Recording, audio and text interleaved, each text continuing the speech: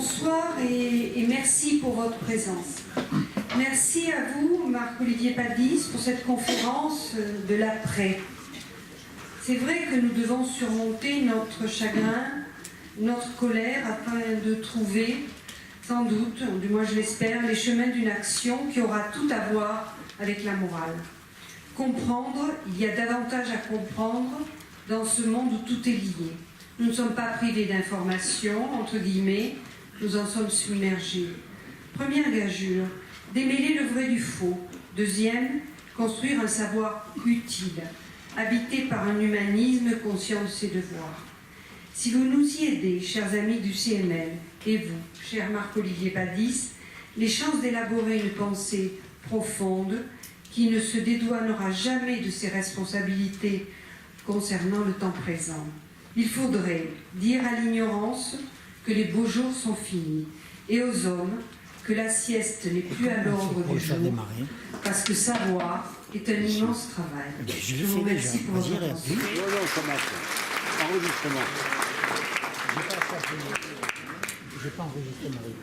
Encore merci beaucoup, monsieur, pour votre présence dans cet amphi toulonnais.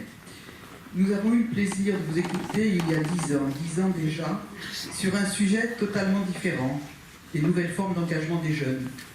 Ce thème s'inscrivait dans le prolongement de votre travail auprès du service social du commissariat au plan en 2000-2001. C'est dans ce cadre que vous avez participé au rapport sur les politiques publiques en direction de la jeunesse. Vous êtes un littéraire de formation, ancien élève de l'ENS, agrégé de lettres modernes. En 1996, vous enseignez la littérature à l'université de Caen. Mais c'est également en 1996 que vous publiez dans la collection Le Bien commun un petit ouvrage sur le travail de Marcel Gauchet, La jeunesse de la démocratie. Fallait-il voir là les prémices d'une sortie de la littérature, pour paraphraser la phrase de Gauchet et sa sortie de la religion? Vos nouveaux centres d'intérêt, et ils sont variés, vous conduisent de plus en plus à travailler sur des thèmes différents. Vous publiez en collaboration avec Thierry Pêche un petit ouvrage sur les ONG, les multinationales du cœur. Il s'agissait de montrer la complexité des relations entre les différentes ONG, les États, les institutions internationales. Vous êtes proche de Terra Nova, vous en êtes un des membres fondateurs en 2008, vous êtes membre du bureau et en parallèle vous vous investissez dans la revue Esprit. En 2004, vous en êtes le rédacteur en chef et en janvier 2013, vous succédez à Olivier Mongin comme directeur de rédaction de cette même revue, fondée 80 ans plus tôt par Emmanuel Mounier. Depuis quelque temps, vous participez à l'émission dominicale de Philippe Meyer sur France Culture, l'Esprit public. Le numéro de novembre d'Esprit s'intitule « La passion du complot ». Dans votre éditorial, vous évoquez l'ampleur de la désinformation, les rumeurs et les théories du complot. Un des auteurs sollicités pour ce numéro, le sociologue Gérald Bronner, qui a publié en 2013 La démocratie des crédules, expliquait déjà que l'on avait longtemps cru que croyances et connaissances fonctionneraient comme des vases communicants. Mais la massification de l'information contredit cet espoir. Les techniques nouvelles permettent à n'importe qui de proposer son point de vue. L'afflux d'images rend plus difficile l'esprit critique. On a l'impression, dites-vous, d'assister à la défaite du jugement éclairé. L'actualité récente démontre combien cette analyse est juste. L'absence de recul, l'usage imprécis des mots, la reprise irréfléchie de clichés, y compris parfois dans les médias que l'on pouvait croire sérieux, ne peut qu'inquiéter. Nous comptons sur vous pour nous aider à exercer notre jugement de citoyen.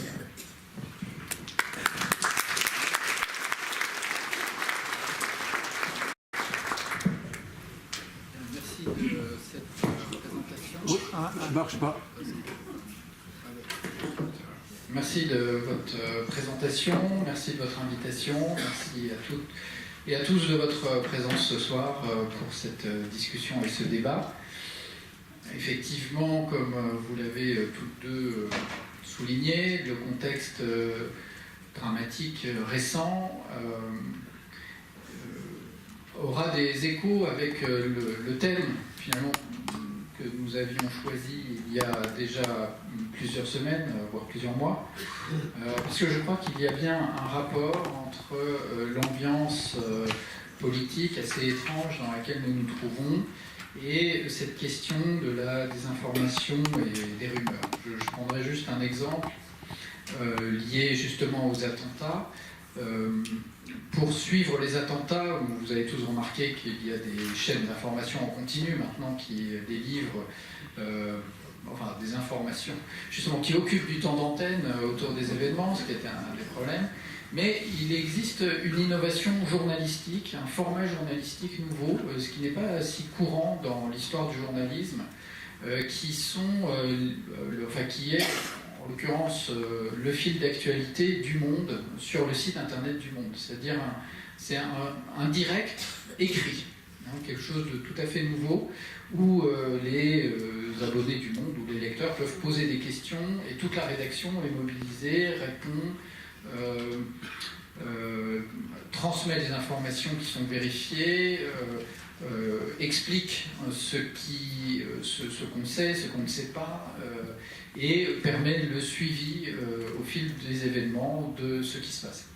Et j'étais très frappé le week-end dernier que Le Monde finalement à un moment a résumé la situation de la journée en 3 points. 1, ce qu'on sait, 2, ce qu'on ne sait pas, 3, ce qui est faux.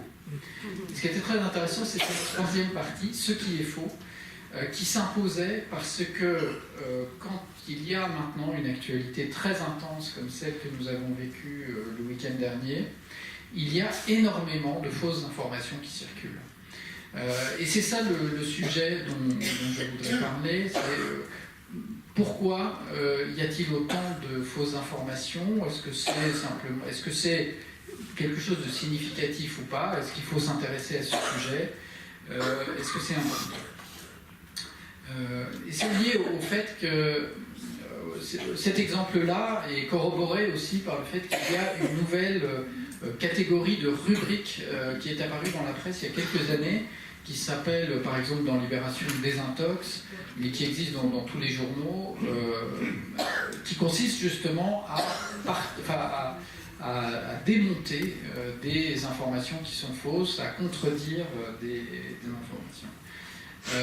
Et cette chose est très importante, le fait qu'il existe ces nouveaux formats dans les médias classiques, parce que en fait en dehors des médias classiques, qui sont en fait moi mon univers de référence, peut-être pour vous aussi, mais qui sont de moins en moins les univers de référence partagés par tout le monde.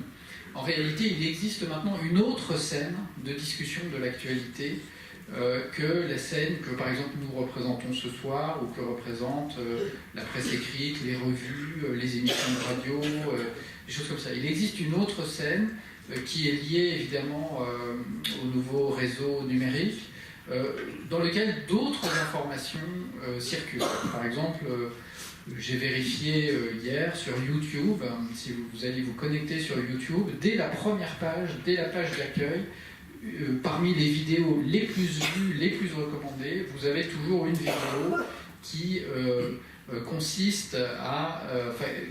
qui parle des complots, du complotisme, du 11 septembre, de la vérité des théories de la conspiration, etc.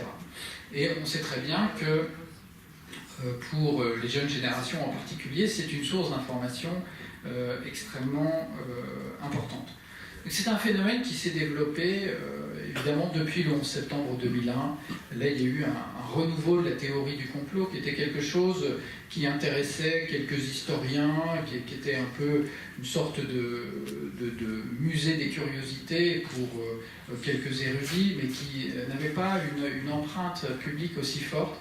Alors depuis le 11 septembre 2001, il y a eu véritablement un très fort développement de ces nouvelles théories du complot ou des rumeurs, donc agrégées notamment autour d'un mouvement qui s'appelle Reopen 9/11, réouvrir le dossier du 11 septembre, j'y reviendrai tout à l'heure,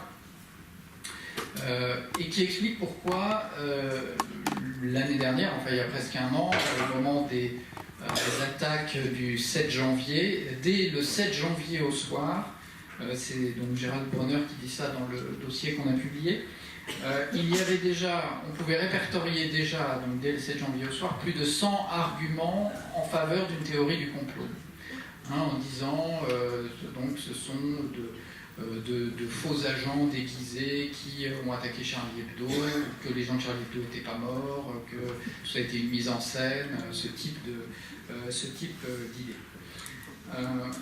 Et en fait, je pense que ce sujet est vraiment important parce que il est lié justement à l'ambiance politique dans laquelle on est. Si aujourd'hui on avait fait une soirée qui est consacrée à la situation politique de la France, on aurait déroulé toute une réflexion sur l'histoire politique de la France, le système institutionnel, les partis politiques, les sondages,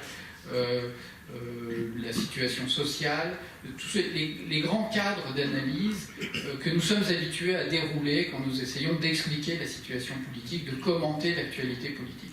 Et on n'aurait peut-être pas parlé justement de cette scène complotiste, alors qu'il me semble qu'elle n'explique pas, hein, parce qu'il ne faut pas accorder peut-être trop d'importance à ce sujet, mais elle fait partie, elle est quand même dans le paysage et elle explique elle s'accorde avec deux phénomènes qui sont très importants. D'une part, la radicalisation extrémiste, je veux dire la radicalisation même terroriste.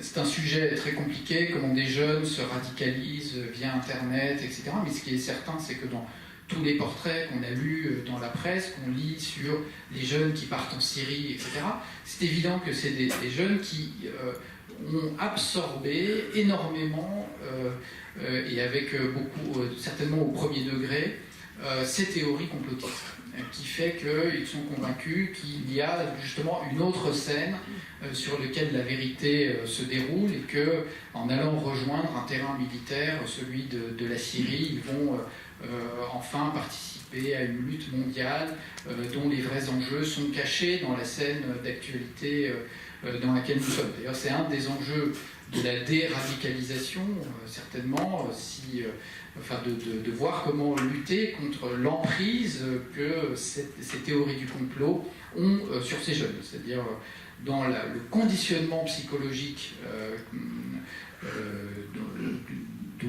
qui explique le parcours de ces jeunes. Les théories du complot jouent certainement une place très importante. Mais il y a aussi un autre aspect de l'ambiance politique dans laquelle on est, comme vous le savez, c'est aussi la radicalisation à droite. Et il se trouve que la théorie du complot a toujours été une théorie très cultivée par l'extrême droite. Hein. Depuis la tradition contre-révolutionnaire, j'en redirai un mot tout à l'heure, il y a toujours eu dans le discours d'extrême droite cette manière de mettre en avant une théorie du complot ou plusieurs, et donc de soupçonner un jeu de la vérité, le fait que les médias cachent la vérité, qu'ils ne disent pas la vérité, etc. Et donc, il me semble que pour ces raisons, ce sujet est assez central parce qu'il éclaire, d'une certaine manière, sans prétendre tout expliquer, l'ambiance politique dans laquelle on est. Alors, je voudrais maintenant rentrer dans les difficultés posées par ce thème, la désinformation, les rumeurs, les théories du complot, le conspirationnisme, comment s'y retrouver, comment démêler le vrai du faux. Et la première difficulté, c'est qu'il y a d'abord une apparence de... il y a une apparence de... Au fond. Voilà.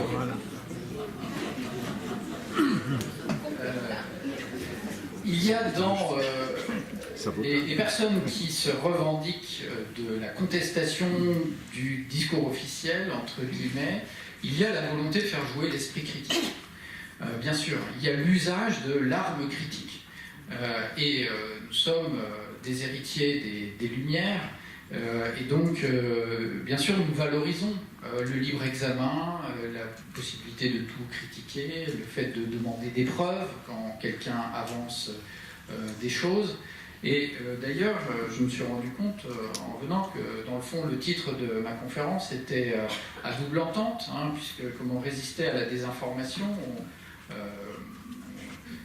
vous êtes peut-être venu en pensant que j'allais dénoncer la désinformation dont nous sommes tous victimes, parce qu'à certains égards, il y a aussi de la désinformation qui existe, il y a des vérités qui sont cachées, et il y a un travail critique à faire en permanence. Donc comment s'y retrouver dans ces choses-là. Comment faire la distinction? On sait très bien que pour envahir l'Irak, les Américains ont délibérément menti au Conseil de sécurité des Nations Unies de façon ouverte, absolument éhontée. Et on sait très bien que, par exemple, les révélations des Wikileaks de Julian Assange ont révélé des programmes secrets d'écoute. Alors, quelque chose qui ont dû affoler les esprits paranoïaques, parce que c'était les pires cauchemars des paranoïaques. Hein. C'est-à-dire effectivement et on sait que c'est avéré, vérifié, que des données massives sont utilisées à des fins de surveillance. Je reviendrai sur ce problème qu'on appelle des big data, donc des données massives qui peuvent être utilisées pour retracer des parcours, savoir, comprendre, recouper des itinéraires et toutes sortes de choses. Donc, il y a bien des révélations qui sont utiles, et il y a bien des gens qui ont des programmes cachés ou qui ne veulent pas jouer la transparence, des services secrets qui mènent des actions couvertes, etc. Et donc, il est bien difficile de se retrouver, puisque, disons, d'une certaine manière, des partisans des théories du complot peuvent se couvrir de cette revendication de l'esprit critique, de l'esprit de libre examen qui fait partie de notre tradition éclairée, tradition des Lumières.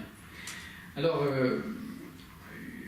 une des manières de s'y retrouver, je le dis tout de suite, c'est d'essayer de voir s'il y a un problème logique. Est-ce qu'il y a une erreur de raisonnement dans un certain nombre de discours? Et là, c'est pour ça que j'ai sollicité pour ce dossier Gérald Bronner, qui a travaillé justement sur les problèmes de crédulité et qui est très fan de ces problèmes logiques, d'identification logique des discours, ou de la consistance logique des discours, disons. Et il rappelle bien, et donc moi ça m'a beaucoup éclairé, parce qu'il arrive à faire comprendre en fait le mode de raisonnement auquel on a affaire dans la plupart des cas. Enfin, dans beaucoup de cas, d'abord, il n'y a pas de raisonnement du tout, hein, avec les tenants de certaines théories conspirationnistes. Il n'y a d'ailleurs pas de théorie à proprement parler, c'est beaucoup trop généreux de parler de théorie. En général, il y a un modèle de pensée tout fait qui est plaqué sur l'ensemble des situations, à savoir qu'il y a un complot judéo-maçonnique qui explique à peu près tous les événements de mauvais qui peuvent nous arriver, et il y a des gens qui sont des tenants, mais c'est simplement qui ne font que réaffirmer la même chose.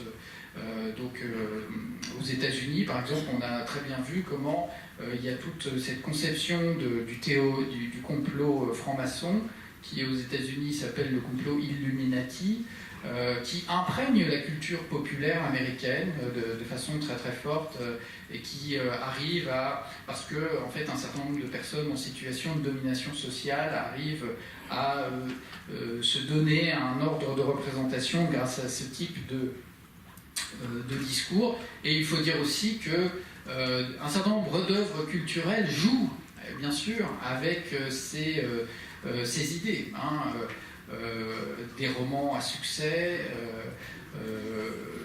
les romans policiers, les intrigues, les séries télévisées, évidemment, c'est un des ressorts romanesques, un des ressorts dramaturgiques fondamentaux de ces genres qu'on a considérés comme mineurs pendant très longtemps. Hein, conspiration, dévoilement de la conspiration, enquête, avec les personnages qui vont là-dedans. Et donc il y a beaucoup d'auteurs aussi qui ont joué avec ce code, avec disons l'intérêt du public, ou le goût du public pour ce genre d'idées, en jouant parfois avec disons les codes romanesques pour créer un doute dans l'esprit du lecteur, savoir si on est dans la fiction ou dans la réalité. Bon, mais là on est dans le domaine du travail littéraire ou du travail cinématographique, où on joue avec ça. Donc je reviens à Gérald Bronner.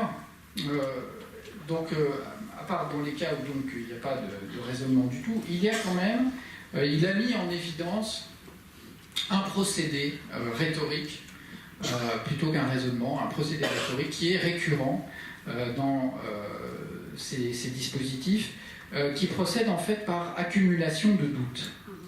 Il ne s'agit pas, en fait, quand je dis justement, si on prend l'exemple du 7 janvier, le soir même, sans argument contre la thèse, entre guillemets, officielle, ça veut dire, en fait, pas des contre-récits, mais simplement des détails qui sont utilisés en disant, mais là, il y a quelque chose de bizarre, il y a quelque chose d'étrange. Et quand il se passe des événements, comme il y a toujours des choses étranges, donc par exemple, pourquoi est-ce qu'on a retrouvé le passeport d'un des frères Kouachi dans la voiture, voilà, ça c'est quelque chose d'étrange.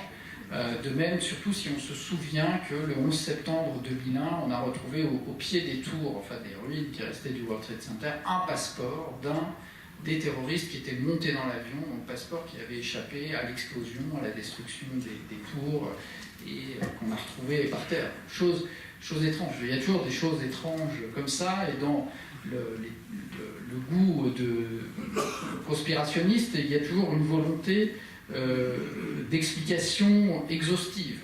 Il ne peut pas exister de hasard, de choses, il faut que tout ait un ordre d'explication.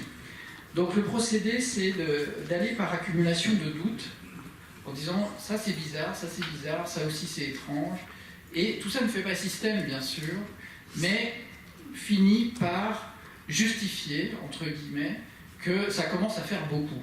Expression récurrente qu'on trouve sur les réseaux sociaux, etc.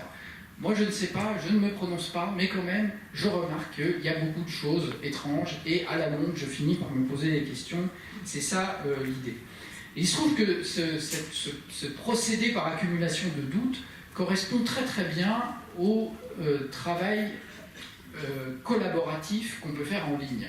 Parce qu'en ligne, vous pouvez avoir des milliers de personnes qui contribuent à un site et qui mettent en avant telle et telle anomalie ou telle ou telle question.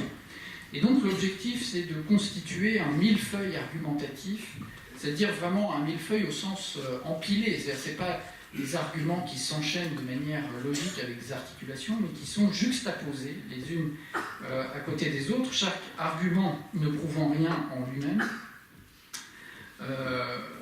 et éventuellement ne résistant pas à un examen approfondi, mais l'accumulation des choses finit par justifier une forme de scepticisme. Donc tout ça ne débouche pas sur un contre-récit, sur une contre-explication, mais d'ailleurs se contente d'une sorte de position minimale, consistant à dire, à renvoyer la question de la preuve, où est votre preuve et comment démontrez-vous ceci, cela, comment expliquez-vous qu'on ait trouvé le passeport des frères Kouachi dans leur voiture, et à demander simplement que la discussion soit possible. Par exemple, Reopen 9/11, ça consiste à dire qu'on demande la réouverture du dossier. Donc ça a l'air d'être une demande tout à fait minimaliste, rationnelle, très très simple, etc. Mais comme le fait remarquer Gérald Brunner, ce système d'argumentation est extrêmement difficile à réfuter, parce qu'il faut démonter point par point l'ensemble des doutes qui ont été soulevés. Donc quand on arrive tout de suite à 100 au bout d'une journée, vous imaginez que c'est tout à fait... Enfin, on arrive à des chiffres importants. Et certains arguments concernent la balistique, d'autres la résistance des matériaux, les troisièmes les tests ADN, et donc il faudrait des compétences dans chacun des domaines, et donc à nouveau faire un travail collaboratif pour répondre point par point sur les choses que personne n'a le temps, une personne seule n'a pas le temps de faire ça, et malgré tout, ou encore des arguments géopolitiques, politiques, historiques, économiques, enfin... Et donc c'est un travail extrêmement fastidieux et difficile. Mais, donc, comme je le disais dans l'interview publiée dans le journal, en tout cas ce mode d'argumentation par accumulation de doutes échoue au test que le philosophe des sciences Karl Popper avait établi pour caractériser un discours scientifique, qui est le test de la réfutabilité. Je ne sais pas pourquoi En français, on a traduit, on a pris l'habitude de dire la falsification popérienne, c'est-à-dire la possibilité de prouver qu'une démonstration est fausse, ce qui, en France, le bon terme, c'est la réfutation. Ce qui fait un argument scientifique, c'est le fait qu'on peut le réfuter. Parce qu'un argument scientifique présente les données, la méthode, le déroulé du raisonnement, et donc on peut le suivre et par conséquent le réfuter. Comme il n'y a pas dans l'accumulation de doutes, il n'y a pas en fait il n'y a pas de raisonnement, il n'y a pas de réfutation non plus possible, puisqu'on procède simplement par accumulation, et donc on ne parvient pas vraiment à mettre un terme à la discussion ouverte par les complotistes. Mais moi je me suis intéressé au sujet, en fait, pas seulement pour rentrer dans ce détail qui est un peu vertigineux en fait, de chacun des arguments, puisque tout donne lieu en fait à discussion et à théorie du complot. Ce qui m'a intéressé, c'est d'arriver à comprendre derrière ça quelle est aujourd'hui la situation de notre débat public et, je dirais plus précisément, le lien qui existe dans notre débat public entre la construction du savoir et les usages de ces savoirs. En fait, on voit bien les difficultés où nous sommes placés avec toutes ces discussions. Il y a notamment ce qui est mis en échec, en particulier dans tous ces débats, c'est un certain idéal de la transparence qui est implicite dans la manière dont fonctionne notre débat public.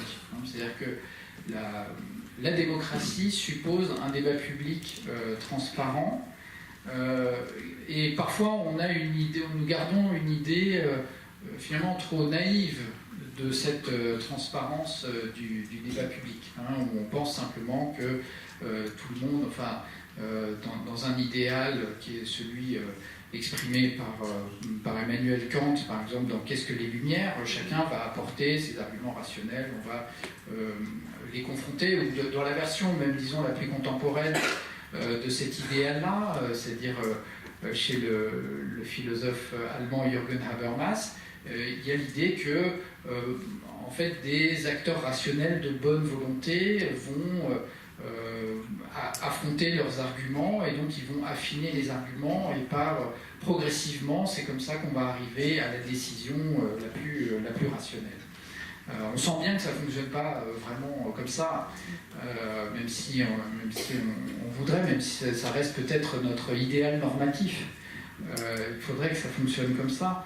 Mais on sait bien que tout le monde n'apporte pas simplement de bonne foi des arguments rationnels dans un débat politique. Il y a des arguments instrumentaux, il y a des arguments qui cachent des véritables intérêts, il y a des acteurs qui ont des raisons de ne pas participer à la discussion, etc. Donc, on est confronté ici à l'envers de notre imaginaire démocratique. C'est-à-dire cet idéal de la discussion rationnelle que présente Jürgen Habermas, il est souvent pris à défaut, et de même qu'il y a le rêve, il y a aussi le cauchemar. Et nous vivons pas que dans nos idéaux, il y a des moments où on est renvoyé vers le cauchemar de notre situation. Mais le problème nous oblige aussi à toucher au mode d'explication des phénomènes collectifs auxquels nous recourons pour nous expliquer à nous-mêmes notre situation. Je veux dire par là, il y a dans tout ça un débat interne aux sciences sociales. Le sociologue Luc Boltanski a écrit tout un livre justement sur cette question du complot et des enquêtes.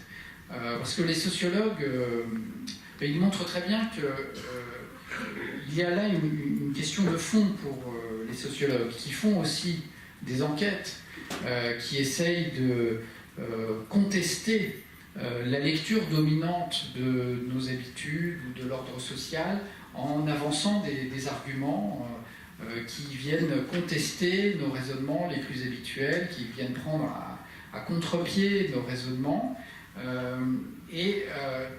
Comment un sociologue peut-il se justifier par rapport aussi à ce travail critique? Il croit que des entités collectives agissent dans la société, par exemple les classes sociales, qui ne sont des réalités qui ne sont pas tangibles, qui sont des constructions intellectuelles. Donc pourquoi celle-là et pas d'autres? Par exemple, pour prendre un concept sociologique très familier, la domination symbolique, par exemple, que Pierre Bourdieu a mise en évidence dans ses livres.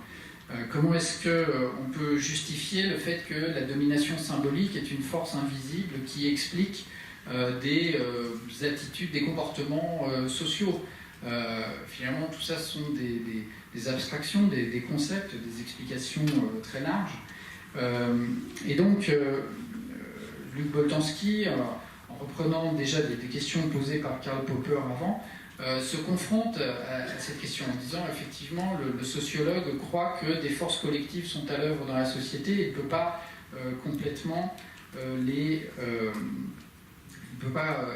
complètement justifier l'existence de ces forces.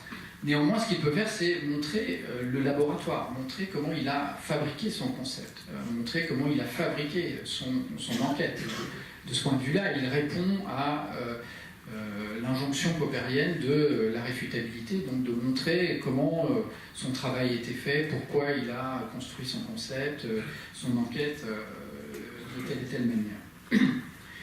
Mais en fait, ces discussions, alors qu'ils finissent un peu, pas complètement, par une aporie, enfin c'est très intéressant, Luc Boltanski met aussi les choses en relation avec le roman policier. Il montre que la sociologie en France et en Angleterre s'est développée en même temps que le roman policier, donc cette idée de l'enquête sociale, de passer par les bas-fonds de la société, par l'envers du décor, c'est une ambition ou une rhétorique commune entre le roman policier et l'enquête sociologique. Bon.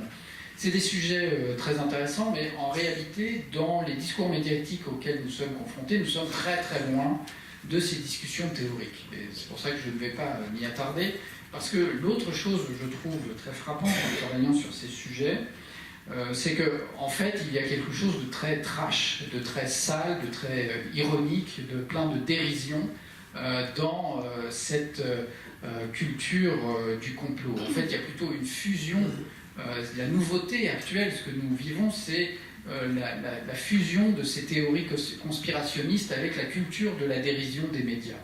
En fait, parce que je ne serais pas là pour vous parler de tout ça, pour le dire simplement, s'il n'y avait pas en France, par exemple, un Dieudonné pour relancer, pour attirer l'attention sur ce genre d'idées. En réalité, si on parle du sujet, c'est moins à cause de Karl Popper qu'à cause de Dieudonné.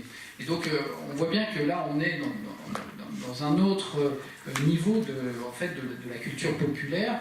Et ce qui s'est passé dans la diffusion récente en France des théories du complot ou d'un certain nombre de rumeurs, c'est passé par un certain nombre de médias, de personnages comme Dieudonné, qui ont été invités dans des émissions de télévision qui sont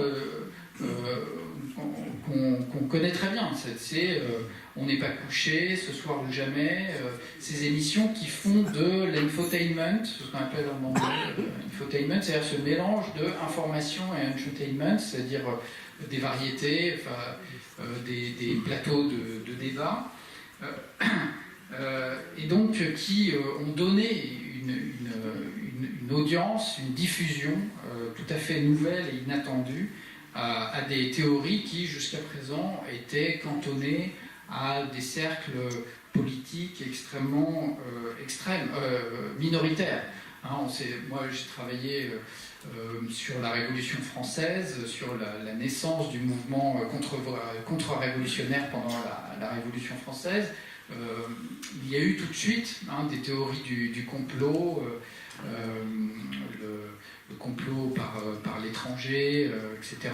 Il faut dire que les observateurs de l'époque étaient très perturbés par les événements, qui n'avaient pas de modèle historique comparable, il n'y avait pas véritablement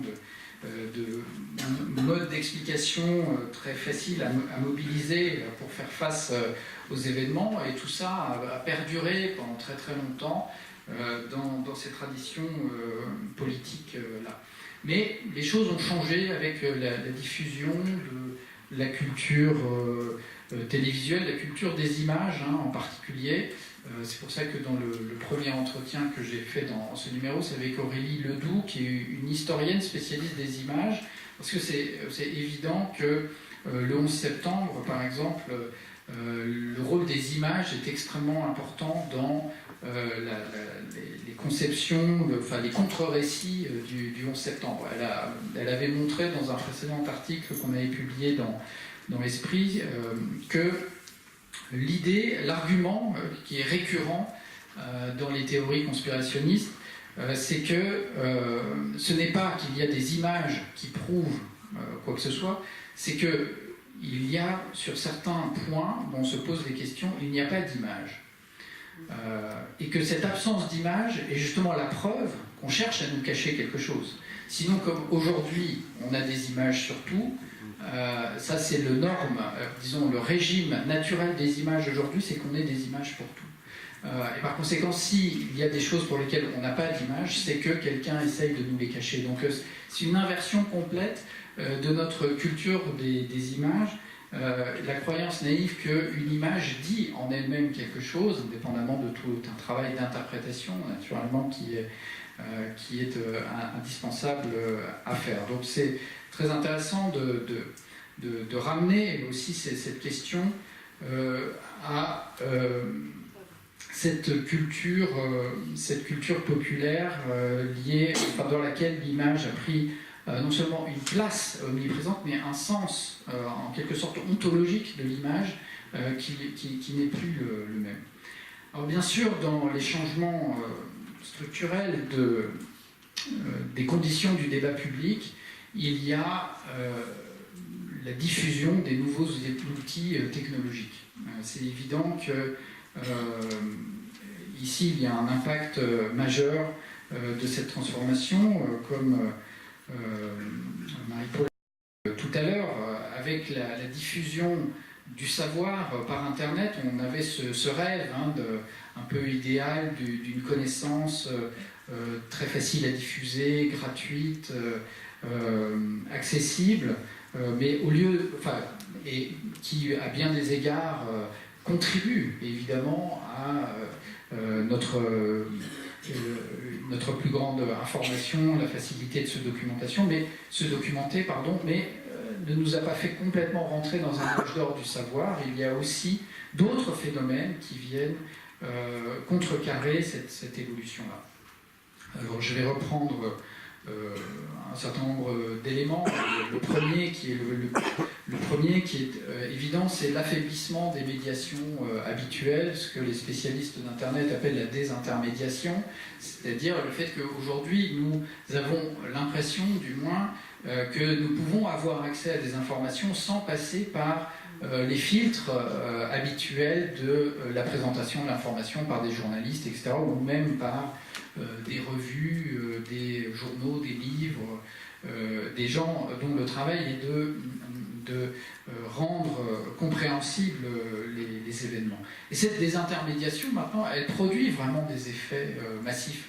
Pas simplement, il y a d'une part des effets économiques, le fait que la presse, le modèle économique classique de la presse s'est effondré, a disparu, donc toute la presse est en difficulté économique, mais aussi le fait que la désintermédiation, elle est aussi dans les têtes, c'est-à-dire la conviction naïve qu'on est directement dans l'événement ou en contact avec l'événement et qu'on n'a plus besoin d'un certain nombre de médiations. Le deuxième phénomène extrêmement important, c'est ce que les spécialistes des sciences cognitives appellent le biais de confirmation.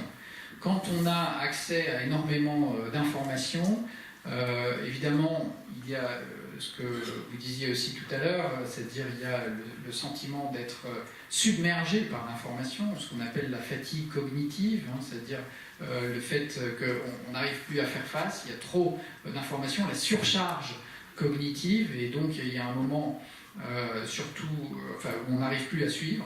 surtout dans un moment où l'attention est extrêmement sollicitée. Nous vivons aussi dans un système médiatique maintenant où se produisent ce qu'on appelle des pics attentionnels, c'est-à-dire qu'il y a des moments de haut et de bas et des moments extrêmement intenses où nous sommes bombardés par l'information bien au-delà de ce que nous sommes capables de digérer.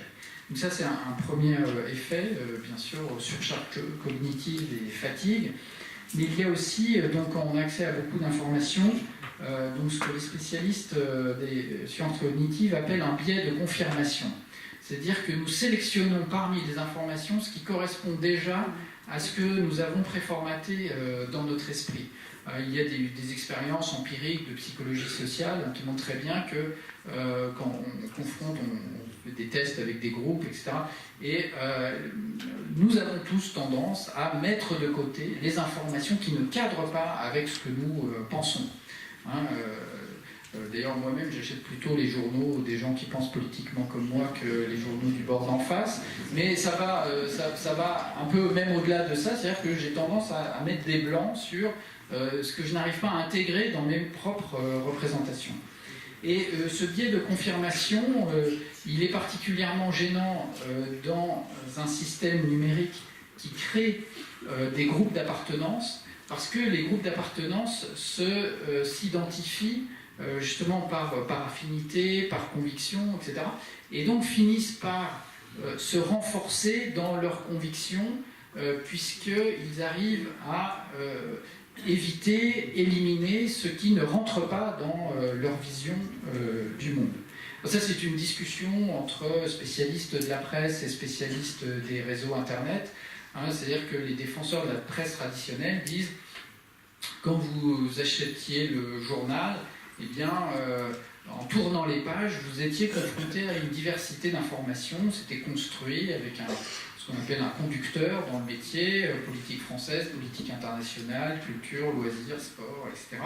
Et si vous êtes un fan de politique intérieure, mais que vous ne vous intéressez pas tellement à la politique internationale, malgré tout, vous étiez confronté à la politique internationale en tournant les pages, parce que c'était construit comme ça, c'est-à-dire qu'il y avait une offre éditoriale qui était construite et qui proposait quelque chose de global. Aujourd'hui, si vous avez votre information en ligne, vous pouvez paramétrer en fait l'information qui vous arrive de manière à éliminer ce qui ne vous intéresse pas. Donc cela peut vous renforcer, et pour des groupes d'identification, évidemment, ça peut créer aussi des effets de renforcement. Il y a un troisième phénomène qui est à l'œuvre dans les médias numériques, c'est l'invitation à l'expression. Tout le monde est invité à s'exprimer, à commenter, à donner son commentaire. C'est ce que Dominique Cardon, dans un livre récent que j'ai trouvé très intéressant, qui s'appelle « À quoi rêvent les algorithmes », appelle l'individualisme expressif. C'est-à-dire, finalement, tout le monde a envie de donner son avis sur les événements, et justement les outils numériques permettent de faire ça, et donc de commenter le commentaire, etc. Et là aussi on voit qu'en général d'ailleurs les gens dans les fils de discussion perdent complètement de vue ce que disait l'article de journal et finissent par commenter les commentaires et même par s'insulter très rapidement finalement, et ne retiennent de l'article initial qu'un adjectif, un adverbe ou une expression. Bon. Et le commentaire part dans tous les sens. Mais cette invitation à s'exprimer, à prendre la parole, produit, je crois, aussi profondément des effets politiques. C'est-à-dire que nous n'acceptons pas, en un sens c'est heureux aussi, des décisions ou des choses dans lesquelles nous ne pouvons plus prendre la parole, des choses qui sont imposées, d'où, à mon avis, un phénomène qui ne fera que s'amplifier de demande de participation, d'expression plus grande sur beaucoup de sujets. Le quatrième élément lié à la technologie, c'est la viralité, c'est-à-dire le fait que la diffusion maintenant des connaissances ou des idées par voie virale, c'est-à-dire par relais des gens les uns avec les autres, est extrêmement fort et même en fait exponentiel, c'est-à-dire qu'à partir d'un certain niveau de notoriété, la diffusion est de plus en plus forte. Enfin, je vais aborder ma dernière partie qui prend encore plus de recul par rapport à ces questions et donc s'interroge sur disons, la manière dont tout ça s'articule en fait, entre ces problèmes d'information, ces problèmes de débat public et sur notre situation politique. C'est-à-dire le rapport entre pouvoir et savoir aujourd'hui. Nous savons très bien que Michel Foucault a très bien montré qu'il y a toujours une articulation entre pouvoir et savoir. Maîtriser le savoir, c'est une forme de pouvoir. Le pouvoir se légitime par le savoir. Et Michel Foucault même mettait ça en rapport avec un troisième terme, c'est sa trilogie qui est très intéressante, le trio, c'est la culture de soi, la construction des savoirs et les formes du pouvoir. Il faut essayer de penser ces trois choses-là en même temps, alors bien loin de moi l'idée de pouvoir faire aussi bien que Michel Foucault, mais en tout cas, je trouve qu'il y a cet élément de la culture de soi que j'ai présenté qui est l'individualisme expressif. Ça, je pense que c'est quelque chose qui est clair, c'est que on ne peut pas... Enfin, c'est un mouvement très très fort dans notre société actuellement. Maintenant, le rapport entre pouvoir et savoir, je crois qu'il est en train de se transformer très profondément. Et en réalité, ma thèse, c'est que si les théories du complot sont si présentes aujourd'hui, c'est pas parce qu'il y a plus ou moins de choses cachées qu'avant, mais c'est parce que la construction qui existait jusqu'à présent entre pouvoir et savoir est en train de se défaire et que dans le vide créé par cette disparition, en fait, prospèrent d'autres récits. Qu'est-ce que je veux dire par là ? Je vais présenter trois temps du rapport entre pouvoir et savoir. Je dirais d'abord le temps post-révolutionnaire, c'est-à-dire l'âge de l'opinion éclairée. Ensuite, le temps de l'État, qui est l'âge de la statistique. Et puis, le temps dans lequel nous rentrons, qui est l'âge numérique, qui me semble très différent. Donc, je reviens sur chacun des temps. Premièrement, le temps de l'opinion éclairée. Ça, c'est l'idée du XVIIIe siècle. L'optimisme des Lumières, c'est que l'opinion peut être peut aider à construire un débat rationnel. Ce qui était une rupture avec la conception de l'opinion qu'on avait au XVIIe siècle, puisque au contraire, enfin, dans la tradition philosophique, l'opinion, ça a toujours été la maîtresse de fausseté. L'opinion, c'est ce qui trompe. Enfin, déjà chez Platon, l'opinion, c'est le préjugé. C'est ce qui n'est pas examiné rationnellement. Donc l'opinion, c'est ce qui nous induit en erreur, c'est les opinions. Donc chacun a son opinion et donc est victime de ses préjugés, du manque de réflexion, etc. Bon, ça c'est la tradition platonicienne. Au XVIIIe, on construit justement avec autre chose qui est l'opinion publique. C'est-à-dire l'idée que la confrontation des idées va nous permettre de progresser vers la vérité. Donc tradition dont Jürgen Habermas, dont je parlais tout à l'heure, reste un héritier. Il reste l'idée éclairée qui a un usage de la confrontation des idées qui nous conduit progressivement vers la vérité. Il y avait une expression au XVIIIe siècle pour désigner cette idée-là. C'est un historien britannique qui a écrit un très beau livre sur ce sujet-là, donc, qui s'appelle Michael Baker, qui s'appelle le tribunal de l'opinion. Au moment de la Révolution française, on considère que l'opinion est un tribunal. C'est-à-dire véritablement, comme il faut l'entendre littéralement, comme en droit, c'est-à-dire l'endroit qui va juger. L'opinion juge, elle est infaillible parce qu'elle est impartiale. Et elle est impartiale parce qu'elle n'est pas partisane. Elle est au-dessus de l'affrontement des champs politiques. Alors c'est très intéressant parce que le XVIIIe siècle est un siècle, comme vous le savez, de conflits politiques très très forts qui vont déboucher sur la Révolution française, mais avec l'idée qu'il n'y a pas simplement le conflit immanent de ces forces politiques, les parlements qui contestent la monarchie absolue. Il y a quelque chose au-dessus de ces deux camps, qui est le tribunal de l'opinion. Le premier à avoir véritablement fait appel à cette opinion pour surmonter les blocages politiques de la France de Louis XVI, c'était le surintendant des finances Jacques Necker, qui a qui a rendu public en fait les comptes, la comptabilité de l'État, en disant voilà quels sont les comptes de l'État. Aujourd'hui, le Parlement vote le budget de la nation. À l'époque, ce n'était pas le cas, donc on ne connaissait pas les comptes. Et donc Jacques Necker est le premier à rendre les comptes publics et à dire voilà pourquoi je prends telle et telle décision. Mais au-delà de Necker, il y avait véritablement cette idée dans chacun des deux camps qui s'affrontaient qu'un jour on pourrait faire appel au tribunal de l'opinion et que celui-ci allait trancher les choses. Donc on avait un débat public normé, avec des normes rationnelles qui arrivaient, qui pouvaient nous conduire à la vérité.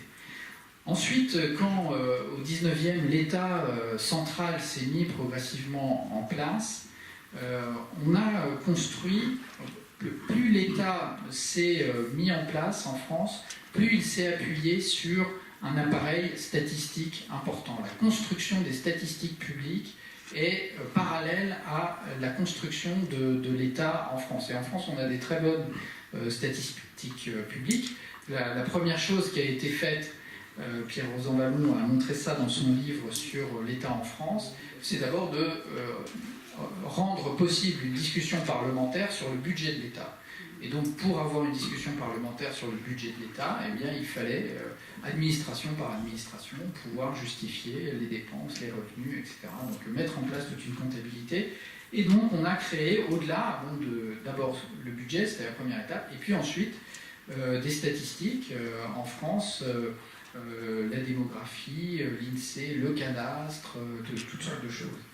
Et on voit bien qu'il y a dans le projet statistique l'idée que la société peut être appréhendée de manière rationnelle. De manière rationnelle par un État qui organise une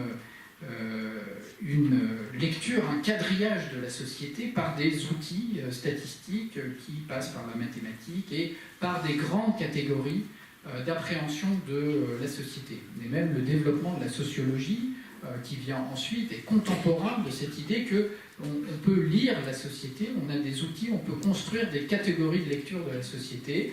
Par exemple, pour l'INSEE, les catégories socio-professionnelles.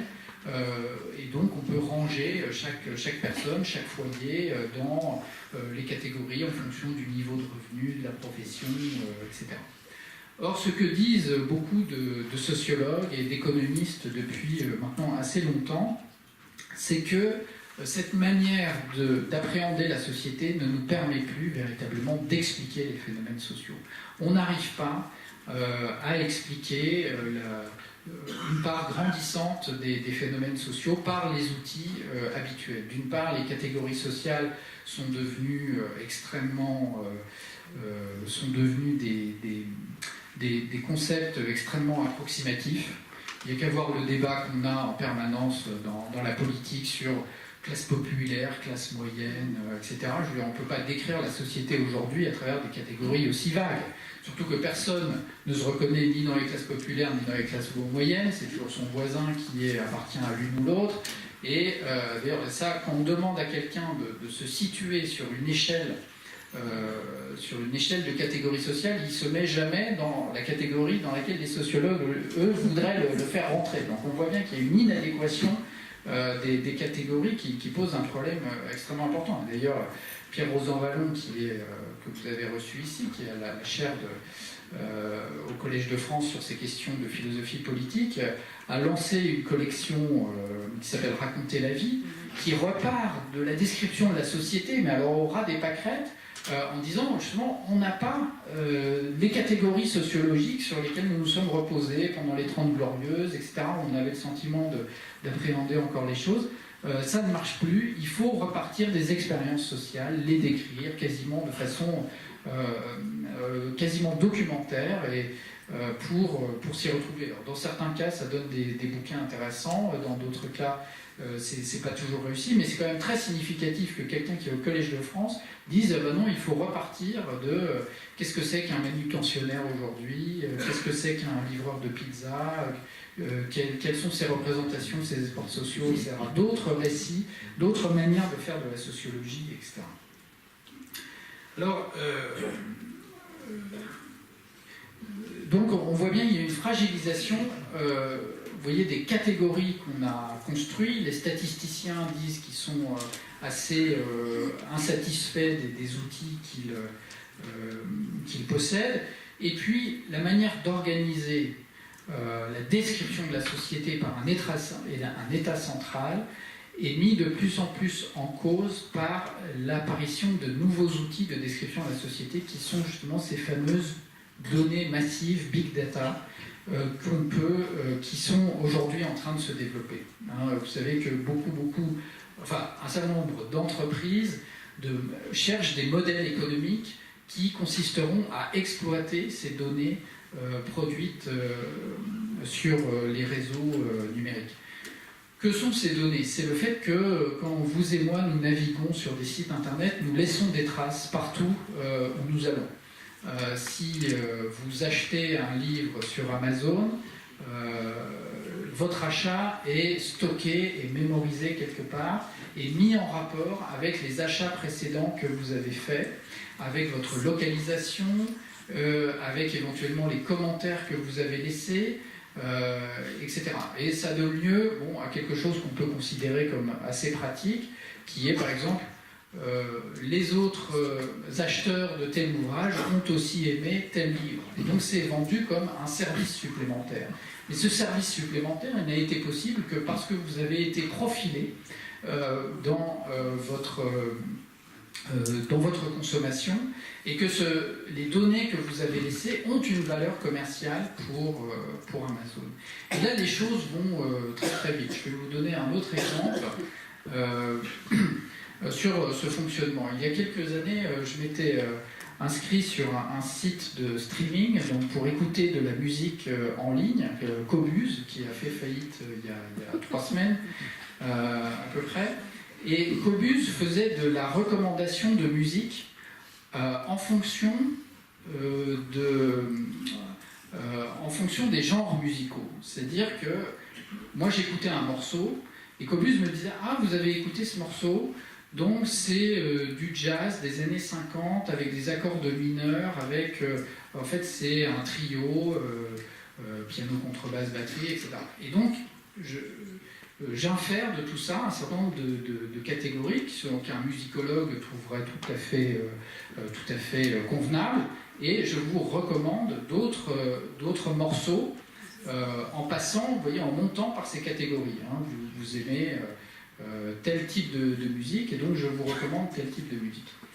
Maintenant, je suis inscrit sur un autre site en ligne qui s'appelle Deezer, qui fait aussi de la recommandation, bien sûr, mais en procédant complètement autrement. C'est-à-dire qu'ils ne passent plus du tout par ces notions musicologiques. Ils n'en ont pas besoin. Ce qu'ils regardent, c'est qu'est-ce que j'ai écouté comme musique, qui a le même profil que moi, et en fonction des gens qui ont le même profil que moi, de faire ces recommandations. Vous voyez que ça peut sembler à peu près comparable, et en réalité, ce sont deux mondes complètement différents. Parce que dans le monde de Deezer, il y a juste un profilage et je suis associé avec d'autres profils. On n'a plus besoin des notions abstraites données par la musicologie pour expliquer les goûts musicaux. C'est même plus un problème de goût musical, c'est un problème de profil. Et en fait, ce profilage, il va fonctionner dans un nombre croissant de nos usages sociaux. Profilage pour la consommation, mais aussi profilage, par exemple, pour mes habitudes de vie, mon hygiène de vie, et donc mes risques médicaux, et donc, par exemple, les assurances, ou pour les voyages, évidemment, pour mes fréquentations. Par exemple, je donne un autre exemple, là où je franchis un cap tout de suite.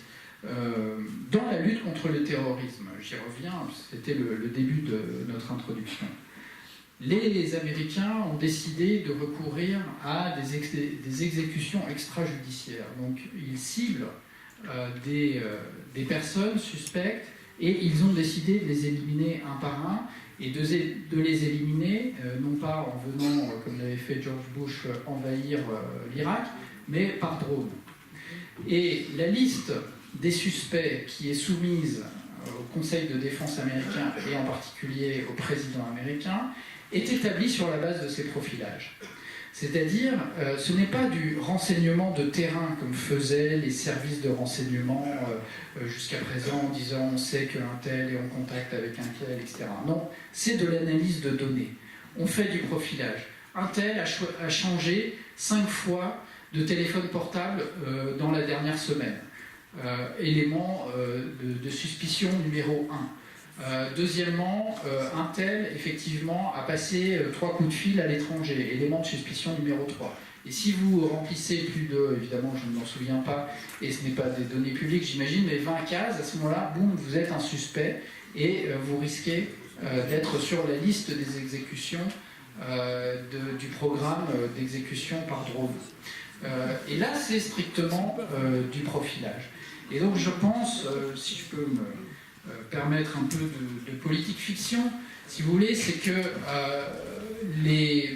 la construction des statistiques publiques à la française vont se trouver très très rapidement contestées, subverties, remplacées par ce type de profilage. Il y a eu un débat dans le cadre de la dernière loi de santé proposée par la ministre de la Santé, Marisol Touraine, qui était de savoir justement qu'est-ce qu'on rend accessible ou pas comme données publiques sur la santé. Il se trouve qu'en France, comme on a un État qui est très bien organisé, on a des données extraordinaires sur chacun de nous, des données qui sont agrégées au niveau collectif, qui ne sont plus à un certain moment des données individuelles, mais qui peuvent être extrêmement intéressantes pour l'industrie pharmaceutique, pour les chercheurs aussi, bien sûr, mais c'est extrêmement important. Je redonne un exemple en termes de santé publique, qui est un exemple connu. Vous savez que le ministère de la Santé a mis en place un système d'observation de l'épidémie de grippe. Et là, c'est tout à fait caractéristique de l'État centralisé et statistique, c'est-à-dire c'est le ministère de la Santé qui trouve des médecins sentinelles qui sont chargés d'observer dans leur clientèle un certain seuil, le moment où ils ont des patients qui ont la grippe, et puis on fait remonter l'information jusqu'au ministère, et là le ministère établit la carte de diffusion de la grippe, le risque, etc. On s'est rendu compte, les États-Unis ont un système tout à fait comparable, parce qu'il y a une santé publique qui est organisée correctement aux États-Unis sur ce point pour l'observation des épidémies. On s'est rendu compte que Google avait 3 jours d'avance sur le ministère de la Santé américain dans la prédiction de l'épidémie de grippe. Pourquoi ? Parce que Google regardait autre chose, regardait les requêtes demandant 3 critères, yeux rouges, nez qui coule, mal de tête.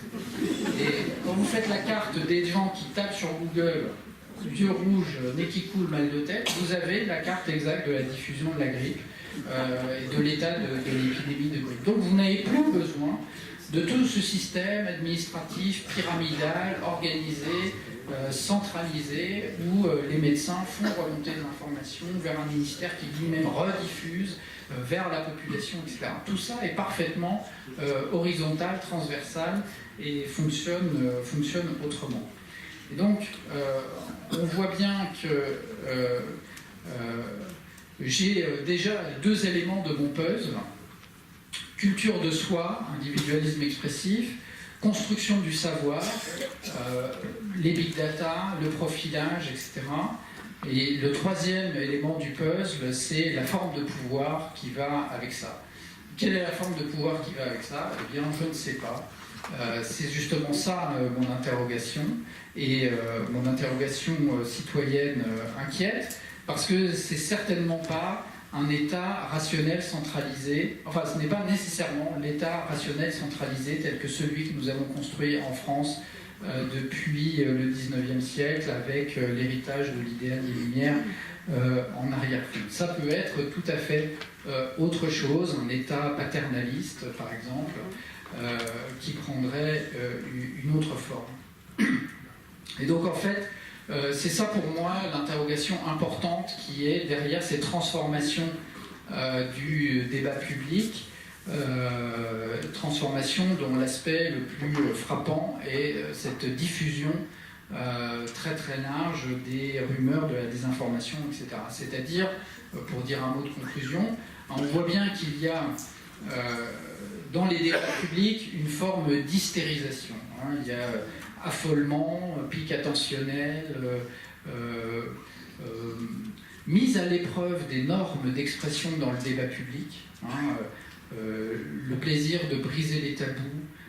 On voit très bien ça dans les médias, les coups de gueule, les grandes gueules, la manière de se trouver décalé, etc. Donc hystérisation des débats publics. Il y a aussi une trivialisation du débat public, c'est-à-dire la difficulté d'installer le débat sur les sujets vraiment sérieux, et donc une manière dans le fond, des débats publics dans lesquels la parole de Dieudonné vaut autant que celle d'un universitaire, et des conflits politiques à venir autour des usages et de la construction du savoir. Ça, je pense que c'est très très frappant. Ça ne veut pas dire que d'ailleurs ça va forcément dans un sens antidémocratique. On a publié récemment un article un peu synthétique sur le problème des grands projets en France. Vous savez, beaucoup d'ingénieurs de l'équipement disent « Ah, on ne peut plus faire de grands projets en France, tout est contesté, il y a des recours, pourquoi qu'on fasse, etc. » Qu'on faire Notre-Dame-des-Landes, qu'on faire le Testet.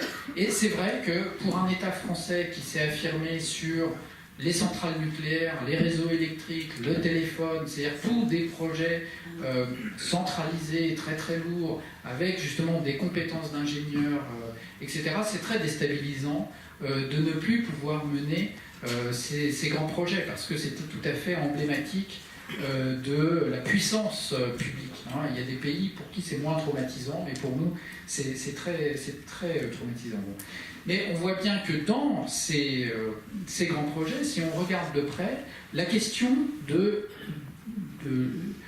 du savoir, de la maîtrise du savoir est extrêmement importante et n'est pas toujours favorable d'ailleurs simplement aux autorités publiques ou dans le cas par exemple de Notre-Dame-des-Landes. J'ai regardé le débat de près. En tout cas, un des arguments pour installer un nouvel aéroport, c'est de dire que c'est un projet rentable. Bon, après, on en pense qu'on en veut, mais pour savoir si un projet est rentable, il faut établir un calcul de coût par kilomètre pour les gens qui se déplacent grâce à cet aéroport, etc.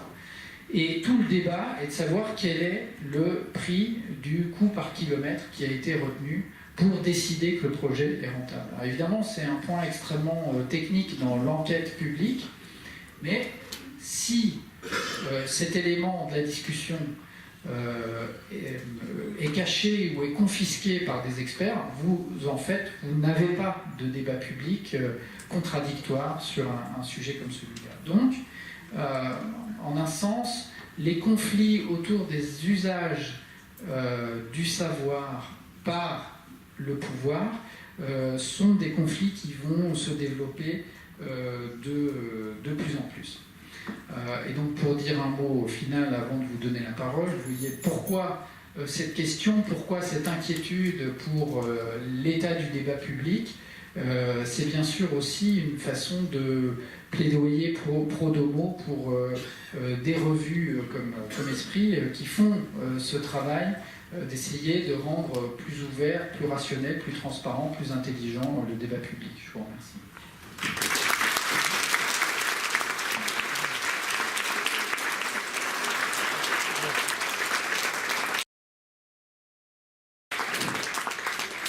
On va vous passer le micro. C'est vrai que je suis très, très heureuse que vous nous parliez de cette revue que j'admire beaucoup, la revue Esprit. Je voulais vous dire aussi que nous distribuons en amphi chaque fois les articles que la Marseillaise fait sur le travail culturel que nous faisons dans cet espace. Alors, évidemment, nous vous distribuons des photocopies et c'est pas une situation qui me convient parfaitement.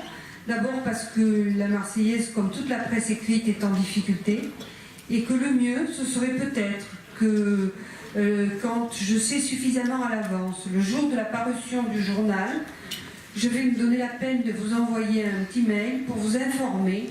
Et je trouve que ce serait bien de soutenir ce journal qui fait un travail de fond formidable. C'est précieux, c'est le seul que nous ayons et je crois qu'il faut qu'on les aide. Voilà, merci. Après, quand on donne une partie de l'information simplement, c'est déjà de la désinformation.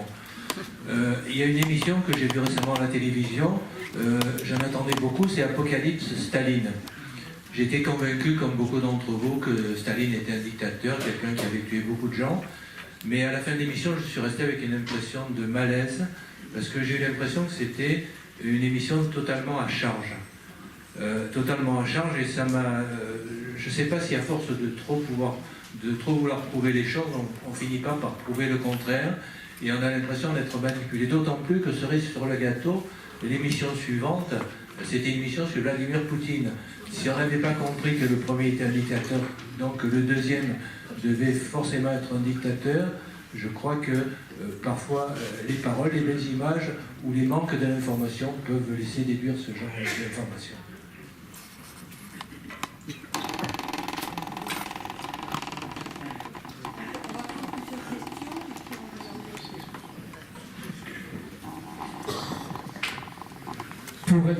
Merci, monsieur le professeur. Pour être particulièrement provocateur, voire discrètement stupide, est-il envisagé pour améliorer le bilan financier de la Marseillaise de prendre des algorithmes spécialisés par rubrique? J'ai déjà lu pas mal d'articles pondus par des machines, et pour un œil superficiel, ils n'avaient pas l'air plus nuls ou moins bons que les autres. Merci.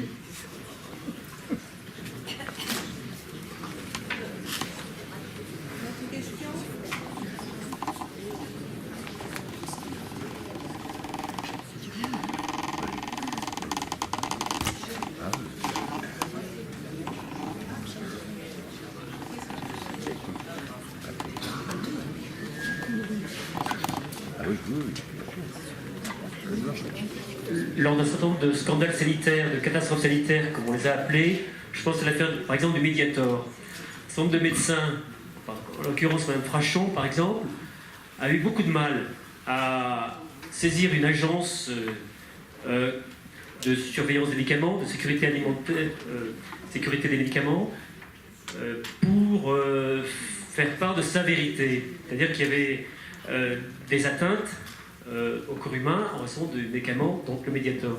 Alors que pensez-vous de l'initiative parlementaire de créer une protection pour les lanceurs d'alerte, ce qu'on appelle whistleblower?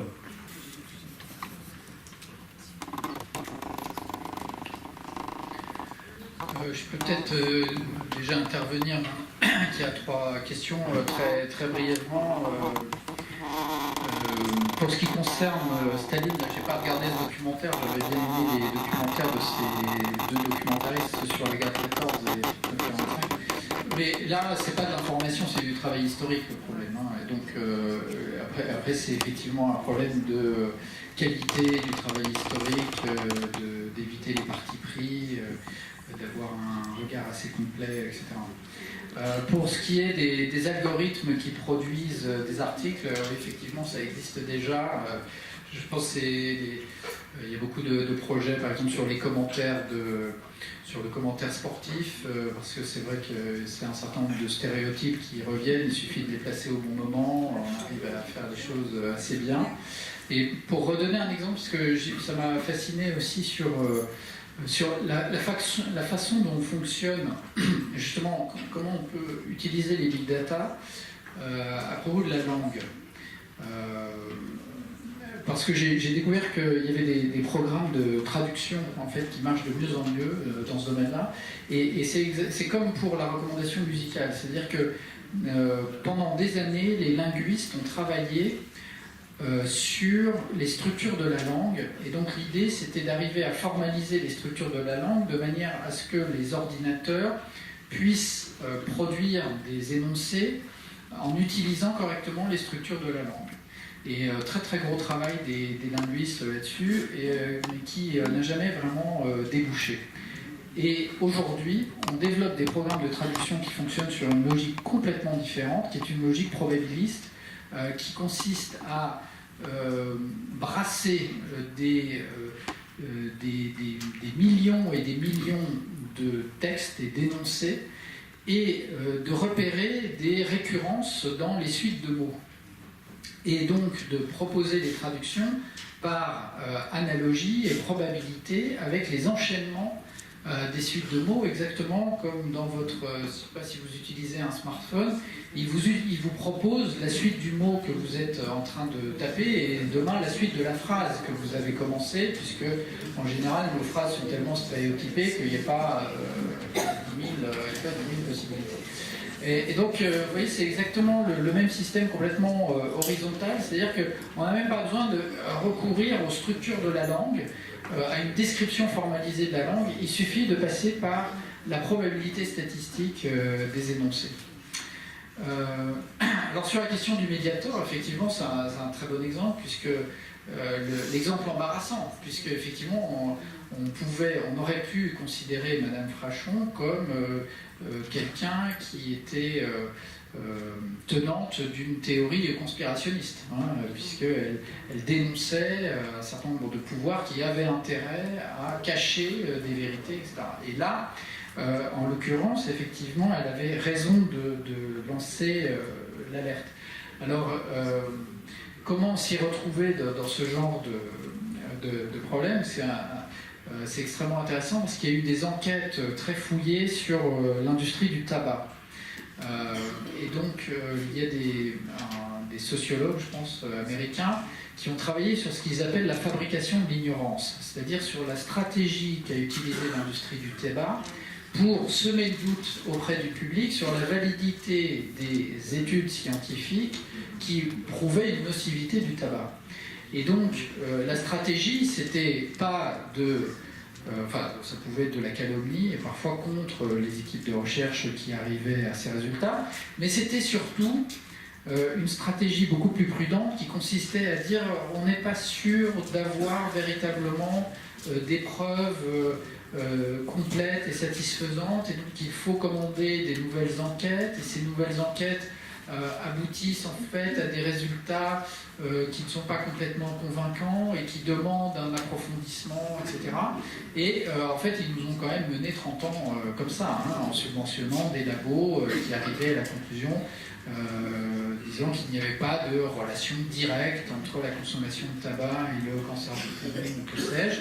Et donc il faut aussi faire un travail de sociologie de la production de la connaissance scientifique dans un certain nombre de domaines controversés, une sociologie des controverses scientifiques pour comprendre comment un certain nombre de doutes sont instillés. Alors, et on voit bien aujourd'hui, il y a des conflits, par exemple, sur un certain nombre de produits chimiques entre l'Agence française de sécurité sanitaire et l'Agence européenne qui n'ont pas donné le même avis, et donc on a deux avis divergents. C'est vrai que pour le grand public c'est difficile après de s'y retrouver, et là ça demande une sociologie assez fine de la composition de ces agences. Est-ce qu'elles sont vraiment indépendantes? Comment on garantit l'indépendance? Qui fait partie de ces commissions, etc.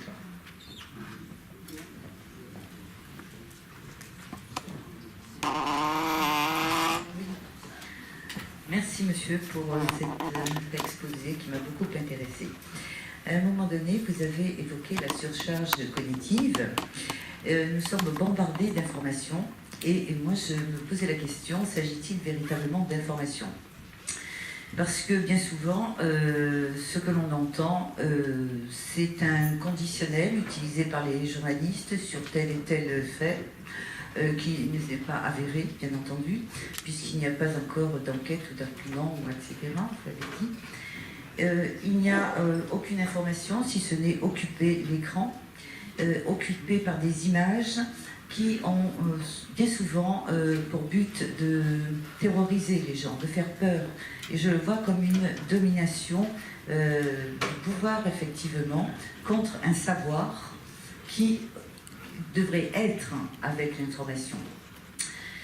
La question que vous avez traitée, comment résister à la désinformation? Vous nous avez donné des pistes au début, avec, en nous parlant du site internet du Monde, par exemple. J'aurais aimé connaître d'autres possibilités pour justement résister d'une part à la désinformation, on peut éteindre la télé ou la radio, etc., mais comment s'informer de manière plus sérieuse. Merci.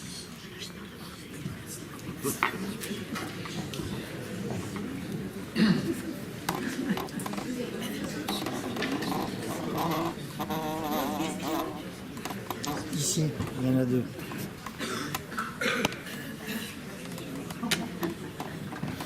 Bonjour, merci de cette intervention très intéressante. Alors, vous évoquez donc la controverse en préalable comme du complotisme. Tout de suite, vous avez attaqué par le complotisme en nuançant plus tard vos propos par rapport à la nécessité de la controverse. Ce qui, quand même, la controverse a marqué l'évolution de la société, l'évolution de notre société. Et donc, il y a un point qui pour moi me manque, c'est la raison, soit de la controverse, soit de cette argumentation, et pourquoi cette argumentation est-elle appuyée et souffre-t-elle de cette controverse finalement? Vous avez évoqué le big data, le pourquoi du big data est clair, vous l'avez dit vous-même, c'est du commercial, c'est vendre. Donc ça c'est la notion purement commerciale. Par rapport à ça, dans ces deux approches, ce qui manque là-dedans, c'est l'homme, finalement. L'individu que vous avez évoqué aussi, l'individualisme, l'individu opposé au collectif dans le sens large du collectif. Donc, et vous finissez en se demandant finalement, dans ce contexte-là, où la culture de soi est très forte, le savoir se détériore, et l'utilisation du big data nous amène vers des démarches commerciales, ou des démarches où l'homme est oublié finalement. Quel État faut-il? Et vous avez même évoqué la notion de doute de démocratie. Certes, on pourrait évoquer la notion de doute de démocratie, mais je crois que là aussi, un raisonnement historique peut nous amener à ces grands... Vous avez évoqué la Révolution française. Les grands mouvements ou les grandes orientations d'une civilisation se sont faits autour d'un sens, une orientation globale qui fait que l'homme s'oublie un peu de lui-même, là, par rapport à la notion d'État, sans aller jusqu'à Hobbes, mais enfin, s'oublie un peu de lui-même pour se donner à un groupe. Et donc, cette notion de sens, n'est-elle pas justement le but, la demande que vous, peut-être, qui pourrait être une réponse à la question que vous avez posée en finale? Merci. Ma question est complémentaire de celle de Madame posée juste avant. Donnez-vous de la crédibilité aux sites comme les Hoaxbusters ou Hoaxkillers qui répondent en partie à la question posée de savoir comment savoir ce qui est juste ou ce qui ne l'est pas, ce qui est vrai ou qui ne l'est pas. Oui, tout à fait. C'est ce que j'avais noté pour répondre à Madame. D'un point de vue pratique, il existe des sites qui sont très bien faits, comme Hoaxbusters, qui permettent de vérifier si quelque chose qui vous semble bizarre est quelque chose de fiable ou pas. Donc, typiquement, vous recevez une diffusion mail qui vous dit si vous répondez à ce mail, une petite fille américaine qui doit être opérée dans 3 semaines d'une greffe de moelle osseuse va pouvoir être guéri je ne sais quoi. Et là, vous allez sur le site Oxbusters, vous tapez les mots-clés et vous vérifiez si c'est quelque chose de sérieux ou pas. C'est aussi sur des informations. Et là, c'est des gens qui ont l'habitude de recouper, d'aller chercher l'information, de retrouver. Comme les choses sont assez, en même temps, répétitives, on comprend qu'ils arrivent à identifier assez bien les choses. Donc, il existe des sites ou comme Conspiracy Watch, qui a aussi une version française, dont c'est la spécialité, bon, c'est pas ma spécialité, mais qui démonte ce genre de problème.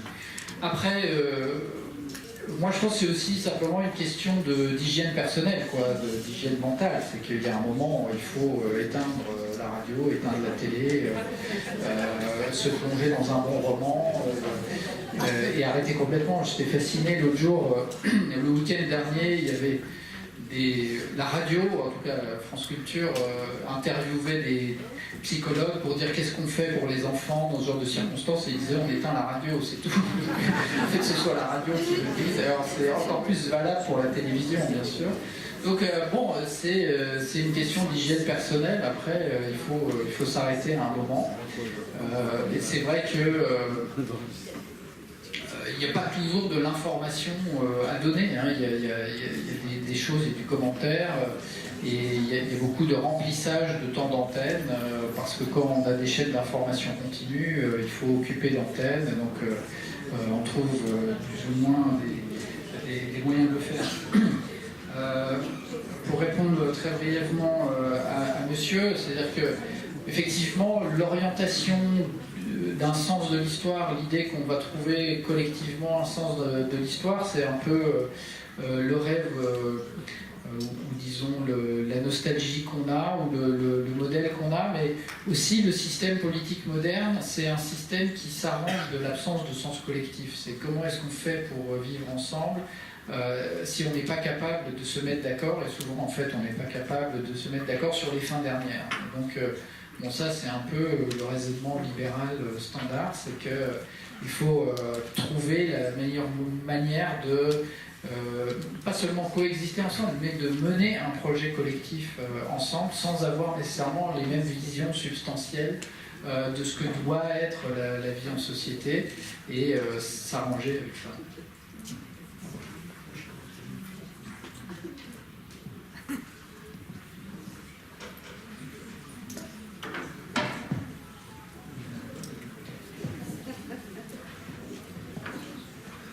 Bien, bonsoir monsieur. Tout d'abord, permettez-moi de vous remercier de la clarté de votre exposé. Et je voulais vous parler revenir sur ce que vous avez dit à propos d'un certain Necker, qui est un champion de l'information, en fait, en son temps, et qui, dans son exposé, qu'on appelait, je crois, le Conte bleu, a parlé notamment de l'état financier de son pays, de la France, et également de toutes les pensions que le roi versait aux nobles. Et d'ailleurs, en fait, ce sont les nobles qui ont demandé à Necker de s'en aller, c'est pas le roi n'a même pas eu le temps de le faire. Alors, la question est très simple, alors que nous sommes aujourd'hui non plus sous une royauté, mais en pleine démocratie, alors que, comme vous l'avez souligné, tout le monde maintenant veut parler, veut s'adresser à tout le monde veut donner son avis, tout le monde a besoin d'exposer ce qu'il ressent lui-même de la société, comment se fait-il qu'un homme comme Necker n'existera plus jamais chez nous? C'est certain. Alors là, je vous laisse votre pari, et je reste d'un optimisme. Je pense qu'un Necker est encore possible. Necker venait de Genève.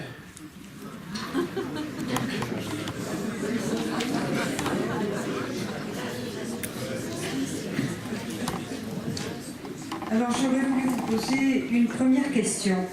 C'était la question du sentiment d'impuissance auquel nous sommes tous soumis, plus ou moins, quand nous sommes submergés par les informations. Est-ce qu'il ne faudrait pas se poser la question d'accorder nos pensées et nos actes? C'est-à-dire, est-ce que cette pensée ce que je pense là, pourrait résister à l'acte qui en découlerait? Et là, si ça ne fonctionne pas, on peut quand même commencer à se poser réellement des questions. Et donc, ça, c'était ma première question. La deuxième, c'était sur le biais de confirmation. J'ai beaucoup aimé votre expression. Ça me donne à penser que peut-être que nous devrions apprendre à nos élèves, à nos étudiants, à chercher une information qui ne coïncide pas avec celle qu'ils attendent, avec celle qu'ils voudraient avoir. Et donc, parce que ça va à l'encontre totale de l'émancipation. L'émancipation, c'est ça, c'est être confronté à autre chose que ce avec quoi nous sommes nés.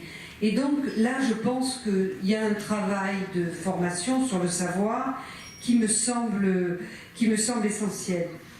Là, et puis je terminerai. Bon, je vais vous laisser répondre à mes deux questions, puis je voulais terminer sur un canular pour qu'on se quitte de très bonne humeur.